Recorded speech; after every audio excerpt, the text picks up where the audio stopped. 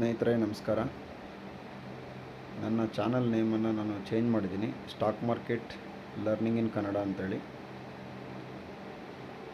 ಇವತ್ತಿನ ಈ ವಿಡಿಯೋದಲ್ಲಿ ನಿಫ್ಟಿ 50ಯಲ್ಲಿರುವಂತಹ ಒಂದು ಸ್ಟಾಕ್ ಬಗ್ಗೆ ಅಪ್ಡೇಟ್ ಮಾಡ್ತಾಯಿದ್ದೀನಿ. ಡಾಕ್ಟರ್ ರೆಡ್ಡಿ ಲ್ಯಾಬೊರೇಟರೀಸ್ ಈ ಒಂದು ಕಂಪನಿಯ ಒಂದು ಟೆಕ್ನಿಕಲ್ ಚಾರ್ಟ್ ಯಾವ ರೀತಿ ಇದೆ ಅಂತ ನೋಡ್ಕೊಂಬರೋಣ. ಓಕೆ, ಇವಾಗ ನಾನು ಡಾಕ್ಟರ್ ರೆಡ್ಡಿ ಲ್ಯಾಬೊರೇಟರೀಸ್ ಈ ಒಂದು ಚಾರ್ಟನ್ನು ತೋರಿಸ್ತಾ ಇದ್ದೀನಿ. ಈಗ ಸದ್ಯಕ್ಕೆ ಡೇ ಕ್ಯಾಂಡಲಲ್ಲಿ ಈ ಚಾರ್ಟ್ ಕಾಣಿಸ್ತಾ ಇದೆ. ನಾನು ಇದನ್ನು ಮಂತ್ಲಿಗೆ ಹಾಕ್ತಾಯಿದ್ದೀನಿ. ಓಕೆ, ಮಂತ್ಲಿ ಚಾರ್ಟ್ಗೆ ನಾನೊಂದು ರೆಸಿಸ್ಟೆನ್ಸ್ ಮತ್ತು ಸಪೋರ್ಟ್ ಲೆವೆಲನ್ನು ಮಾರ್ಕ್ ಮಾಡಿದ್ದೀನಿ. ಅದ್ರ ಪ್ರಕಾರ ಮಾರ್ಕೆಟ್ ಟೆಕ್ನಿಕಲ್ ವಿಷಯಗಳು ಯಾವ ರೀತಿ ಇದೆ ಅಂತ ನೋಡೋಣ. ಇವಾಗ ಮಂತ್ಲಿಯಲ್ಲಿ ಓಕೆ, ಇಲ್ಲಿ ರಿಜೆಕ್ಷನ್ ತಗೊಳ್ತಾ ಇದೆ. ಹಾಗೆಯೇ ಕೆಳಗಡೆ ಈ ಟ್ರೆಂಡಿಂಗ್ ಲೈನ್ ಹಾಕಿರೋದು, ಟ್ರೆಂಡಿಂಗ್ ಅಲ್ಲ, ಟ್ರೆಂಡ್ ಲೈನು.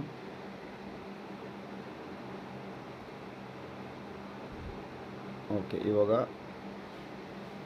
ರೆಸಿಸ್ಟೆನ್ಸ್ ಮತ್ತು ಸಪೋರ್ಟ್ಗೆ ಒಂದು ಮಂತ್ಲಿ ಲೆವೆಲ್ಸನ್ನು ಅಪ್ಲೈ ಮಾಡಿದ್ದೀನಿ. ಇವಾಗ ಡೇ ಕ್ಯಾಂಡಲಲ್ಲಿ ಮಾರ್ಕೆಟು ಯಾವ ರೀತಿ ಇದೆ ಅಂತ ನೋಡೋಣ.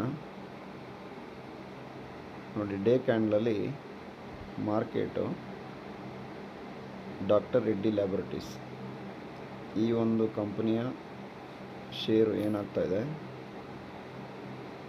ಇಲ್ಲಿ 1000 ಇಲ್ಲೊಂದು ಹಾರಿಜಾಂಟಲ್ ಲೈನ್ ಹಾಕೋಣ.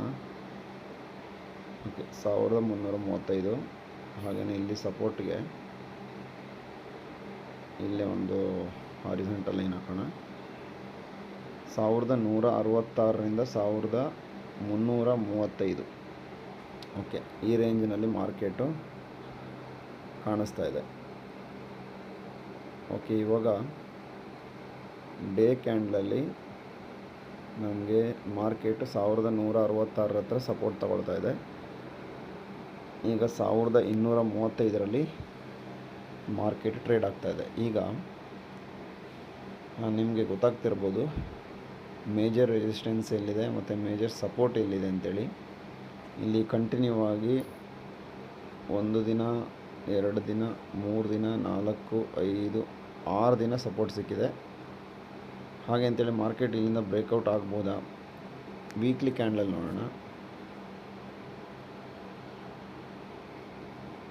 ವೀಕ್ಲಿಯಲ್ಲಿ ಬಂದಾಗ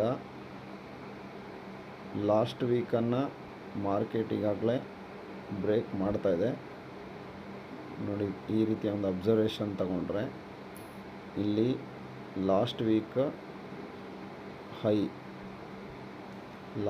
ಹೈ ಬಂದು 1235.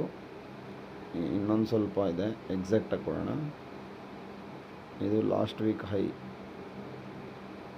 ಓಕೆ, ಲಾಸ್ಟ್ ವೀಕ್ ಹೈನ ಬ್ರೇಕ್ ಮಾಡಿ ಮಾರ್ಕೆಟು ಮೇಲಕ್ಕೆ ಹೋಗಿದೆ. 1236 ಬ್ರೇಕ್ ಮಾಡಿ ಮೇಲಕ್ಕೆ ಹೋಗಿದೆ.